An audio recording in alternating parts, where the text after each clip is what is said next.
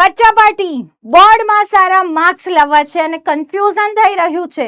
લોકો કન્ફ્યુઝ કરી રહ્યા છે કે બોર્ડની તૈયારી માટે એનસીઆરટી બુક આપણા ગુજરાત બોર્ડમાં સેમ ટુ સેમ એનસીઆરટી નું ગુજરાતી કરેલું છે. શું આ બુક ઇનફ છે? જો તમારા મનમાં શંકા આવી રહી છે તો વિડીયો છેલ્લે સુધી જોજો. તમને આજે તમારા સવાલોના જવાબ મળવાના છે. આ video physics, chemistry, biology, maths બધા જ સ્ટુડન્ટ્સ માટે મેં બનાવ્યો છે. તો સૌથી પહેલા તો આપણે વાત કરીએ બાયોલોજી સબ્જેક્ટની.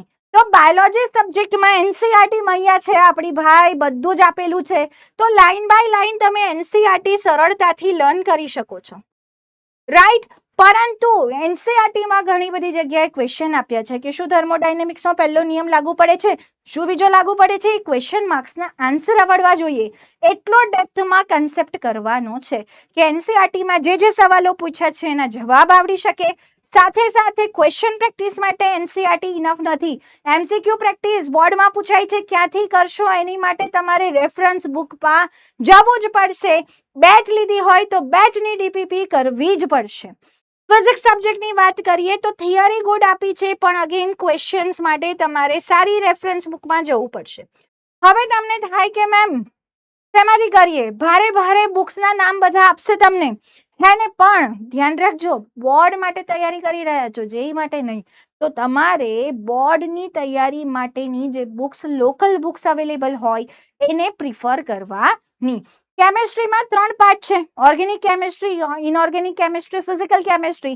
ઓર્ગેનિક કેમેસ્ટ્રીમાં એક્સરસાઇઝમાં ઇનફ ક્વેશ્ચન આપ્યા છે, રાઈટ. હવે ત્યાં આપણે મિકેનિઝમ સમજવાની છે. તો તમે ખાલી એક્સરસાઇઝ પ્રિફર ત્યાંથી કરી શકો છો, પણ રિએક્શન કરવા માટે તમારે ડેપ્થમાં જવું પડશે. સારા ટીચર પાસેથી ભણજો તો તકલીફ નહીં પડે. ઇનઓર્ગેનિક કેમેસ્ટ્રીમાં થિયરી સારી આપી છે, ત્યાં ક્વેશ્ચન નીડેડ છે, તો ક્વેશ્ચન પ્રેક્ટિસ બીજેથી કરવી પડશે. ફિઝિકલ કેમેસ્ટ્રીમાં ન્યુમેરિકલ એનસીઆરટીમાં બેસ્ટ ટેસ્ટ આપ્યા છે, પણ તમારે થિયરી એડવાન્સ થોડી કરવી પડશે, થોડી સમજવી પડશે, જેથી તમારા ક્રિસ્ટલ ક્લિયર બધા ટોપિક થઈ જાય.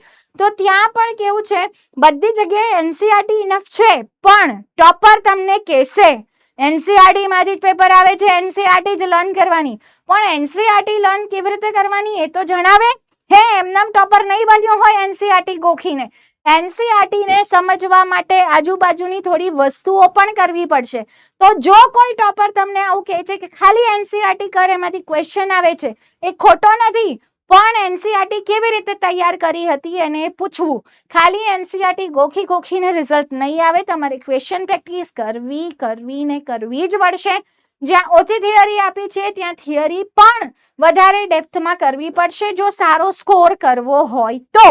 અને મેથ્સમાં દીકરા બેસ્ટ બુક તો એનસીઆરટી છે જ, બટ ઓબ્વિયસલી એમાં પણ ક્વેશ્ચન પ્રેક્ટિસ ઓછી છે. તો તમારે ભરીને ક્વેશ્ચન પ્રેક્ટિસ ત્યાં પણ કરવી પડશે.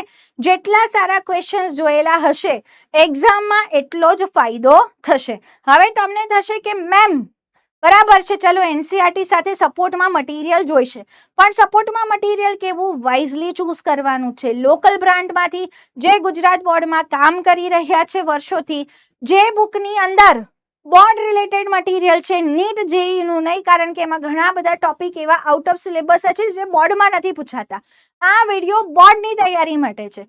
તો બીજું શું કરવાનું છે, રેફરન્સ બુક્સ કરવાની છે એનસીઆરટી માટેની, અને એમાં જોવાનું છે કે કન્સેપ્ટ કયા છે, ટોપિક કયા છે, ક્વેશ્ચન્સ કયા છે. સાથે સાથે એ બુકમાં પીવાયક્યુઝ કવર થવા જોઈએ. કોમ્પિટિટિવ પ્રેક્ટિસના ક્વેશ્ચન, તમને બોર્ડ લેવલના ક્વેશ્ચન્સની સારી એવી પ્રેક્ટિસ થવી જોઈએ એવી બુક તમે ચૂઝ કરી શકો છો. માર્કેટમાં ઘણી બધી બુક્સ અવેલેબલ છે. તમે કોઈ સારા કોચિંગના મોડ્યુલ્સ પણ લઈ શકો છો. તો હવે પછી જ્યારે તમને કોઈ ટોપર એવું કહે કે એનસીઆરટી ઇનફ છે, ખાલી એનસીઆરટી ગોખવાની, બોર્ડમાં તો માર્ક્સ આવી જાય, તો ભાઈ એનસીઆરટી લર્ન કરવી પણ એક કળા છે. એનસીઆરટી એમનેમ નહીં લર્ન થાય. ચા બનાવીએ ને તો ચા ખાલી પાણીમાં ચાય પત્તી નાખીને પીએ તો ન ભાવે. મસાલો જોઈએ, એમાં દૂધ જોઈએ, ફુદીનો જોઈએ, આદુ જોઈએ, હે ને, તો ટેસ્ટી લાગે. મેઇન તો ખાંડ જોઈએ. તો એનસીઆરટી જસ્ટ ચાય પત્તી જેવી છે.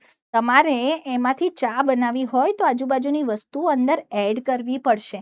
તમારે એને સમજવા માટે થોડો સપોર્ટ, બહુ ડેપ્થમાં સપોર્ટ નહીં, કદાચ કોઈ સિલેબસ બહારની જ વસ્તુ હોય તો તમે ન લર્ન કરો, ધેટ ઇઝ ઓકે, પણ તમારે સપોર્ટ લેવો પડશે સારી બેચનો, સારી ડીપીપી ક્વેશ્ચન, સારા ડીપીપી ક્વેશ્ચનનો, સારા ટેસ્ટનો, સારી રેફરન્સ બુક્સનો પણ. તો હવે જ્યારે કોઈ ટોપર આવીને તમને કહે કે ખાલી એનસીઆરટી વાંચ, બોર્ડમાં 100% માર્ક્સ શું, 95% શું, 100% માર્ક્સ આવી શકે, તો એને કહેજો ચલ ભાગ, મને ખબર છે તે એનસીઆરટી સાથે આગળ પાછળનું વાંચ્યું હતું, ખાલી એનસીઆરટી ગોખીને માર્ક્સ ન આવી શકે, તમારે એને સમજવી પણ પડશે.